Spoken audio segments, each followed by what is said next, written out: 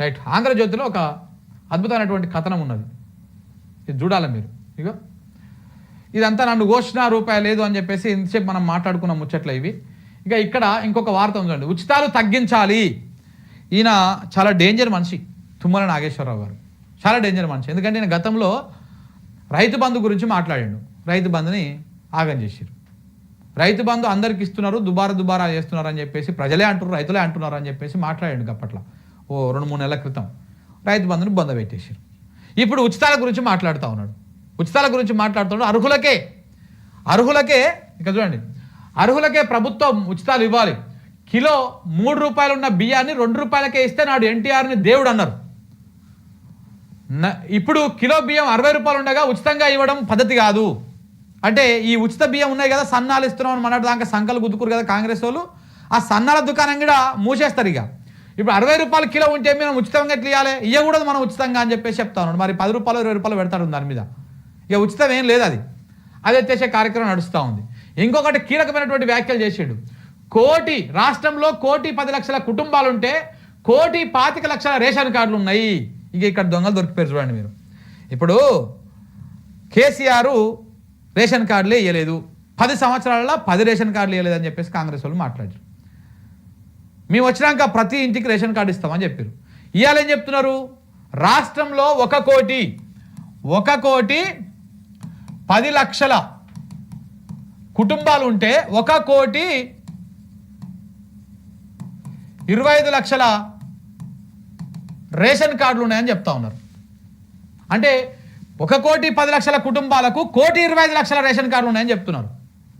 అంటే కుటుంబాల కంటే ఇంకొక 15 లక్షల రేషన్ కార్డులు ఎక్కువ ఉన్నాయని చెప్తా ఉన్నారు.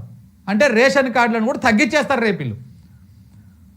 వాస్తవానికి ఎన్నున్నాయి తెలుసా, 1,10,00,000 కుటుంబాలు ఉన్నది వాస్తవమే. 98 లక్షల రేషన్ కార్డులు ఉన్నాయి. ఈ 98 లక్షల రేషన్ కార్డులలో కూడా మీరు చూడండి, దాదాపు 50% కత్తిరించేసేందుకు కాంగ్రెస్ ప్రభుత్వం రెడీ అయింది. రేషన్ కార్డులు మీకు కట్టుగా ఉన్నాయి రానున్న రోజులలో. దానికోసం ఈ తప్పుడు లెక్కని మళ్ళీ తీసుకొచ్చి చెప్పారు. ఏడే ఎక్కువ ఉన్నాయో 15 లక్షల రేషన్ కార్డులు చూపించాలి కదా. ఉన్న కుటుంబాల కంటే 15 లక్షల రేషన్ కార్డులు ఎక్కువ ఉన్నాయని చెప్తా ఉన్నాడు మన మంత్రి గారు తుమ్మల నాగేశ్వరరావు గారు. దీని వెనకాల ఉద్దేశం ఏంటంటే ఉన్నటువంటి 98 లక్షల, వాస్తవానికి ఉన్నటువంటి 98 లక్షల రేషన్ కార్డులను రేపో మాపో కోత పెట్టేసి దాన్ని 50 లక్షలకు కుదించేటువంటి కార్యక్రమానికి పూనుకోబోతున్నారు వీళ్ళు. రేషన్ కార్డులు గణనీయంగా తగ్గిస్తారు రేపు.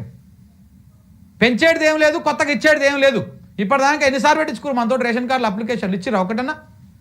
ఇంకా ఇయర్ కూడా ఉన్న రేషన్ కార్డులు కట్ చేసేందుకు రేవంత్ రెడ్డి సర్కారు అడుగులేస్తా ఉంది. దానిలో భాగమే ఇదంతా కథ కూడా. ఆయన మాట్లాడిండు కూడా. ప్రభుత్వంలో ఉండి చెప్పకూడదు కానీ చెప్పు. కోపం రాదంటే ఉచితాలు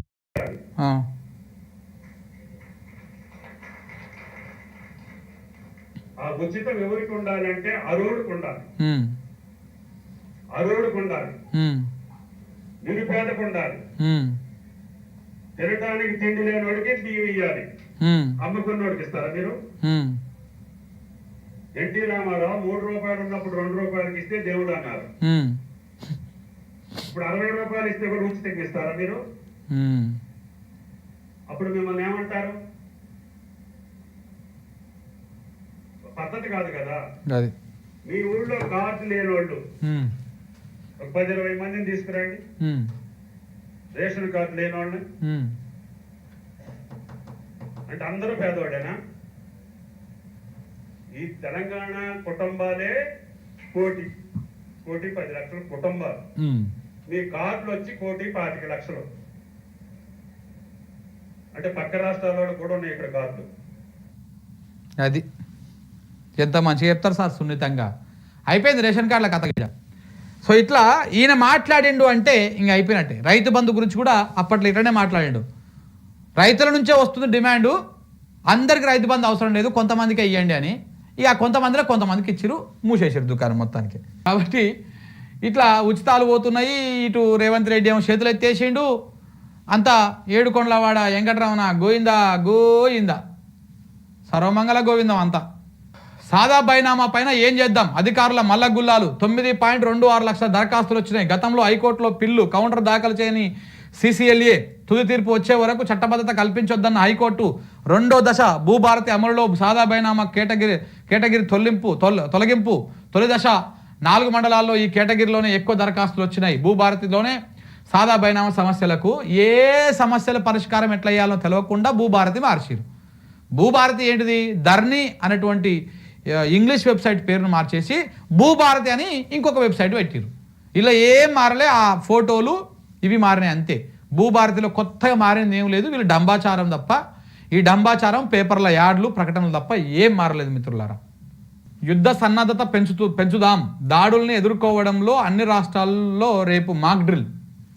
ప్రభుత్వాన్ని అస్థిరపరిచే కుట్ర, ఇక మీకు మీరే వేసుకుంటారు, అది ఎవడేం చేస్తాడు దాన్ని. 2 లక్షల కోట్ల పనులు అంట రానున్న 3 ఏళ్లలో కేంద్రం నుంచి. హైకోర్టులు తీర్పులు రిజర్వ్లో ఉంచేస్తున్నారు, ఇది ఆందోళనకరమైన పరిణామం, దీన్ని అనుమతించబోం, సుప్రీంకోర్టు తీవ్ర ఆగ్రహం అంట. కోట్ల మీద కోట్ల తిట్టుకునే కాలం వచ్చింది చివరికి. జీవజలం నాగర్ కర్నూలు జిల్లా పెంట్లవెల్లి మండల కేంద్రం శివారులోని ఊటబావి మండు టేసవిలోనూ నీటితో కలకల్లాడుతోంది. గతంలో ఈ బావి మీద ఆధారపడి వ్యవసాయం చేసిన రైతులు దీన్ని అనుమతించబోం, పంట కాలువలు వాడడం తగ్గించారు. సంవత్సరం పొడవునా నేలకు సమాంతరంగా నిండుగా నీరు ఉండే ఈ బావిని జీవజలాలు దాహం తీర్చుకునేందుకు ఆధారం అవుతుందంట. కుటుంబాలలో ఇసుక తుఫాన్, క్వారీల నుంచి అతివేగంగా రోడ్లపైకి ఇసుక లారీలు, ప్రమాదాలతో పోతున్న ప్రాణాలు, వికలాంగులుగా పలువురు, కుటుంబ పోషణకు బాధితుల అవస్థలు. ఇసుక దందా జరుగుతుంది జోరుగా అని చెప్తుంది అన్నమాట ఈనాడు పత్రిక. ఆ దందా చేసేది ఎవరు కూడా చెప్తే బాగుంటుంది. ఇంకెవరు ఉంటారు? అన్నలు, తమ్ముళ్ళు, కొండలు, తిరుపతులు ఇల్లే కదా. కేఆర్ఎంబి మీటింగ్కి ఏపీ డుమ్మా కొట్టిందంట, అవసరం ఉంటే పోతుంది, అది లేకపోతే పోదు.